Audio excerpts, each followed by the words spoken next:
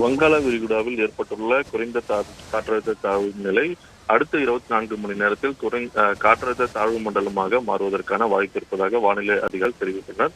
இதனால் தொடர்ந்து திருப்பதி மற்றும் தென் ஆந்திராவில் உள்ள பிரகாசம், நெல்லூர், சித்தூர், திருப்பதி உள்ளிட்ட மாவட்டங்களில் மிக கனமழை மற்றும் கனமழை பெய்வதற்கான வாய்ப்புகள் இருப்பதாக தெரிவிக்கப்பட்டுள்ளது.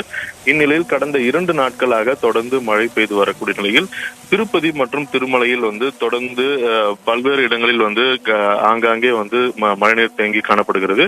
திருமலையில் உள்ள அணைகளில் நீர் மட்டமும் தொடர்ந்து அதிகரித்துக் கொண்டே இருக்கக்கூடிய நிலையில் கபில தீர்த்தம் மற்றும் மால்வாடி குண்டா ஆகிய அருவிகளில் வெள்ள நீர் ஆர்ப்பரித்து கொட்டி வருகிறது. தொடர்ந்து மழை பெய்வதற்கான வாய்ப்புகள் இருப்பதால் பொதுமக்கள் தேவையில்லாமல் வெளியே செல்வதை தவிர்க்க வேண்டும் என்றும் ஓடைகள் மற்றும் நீரோடைகளில் உள்ள பகுதிகளில் செல்ல வேண்டாம் என்று அறிவுறுத்தப்பட்டுள்ளது.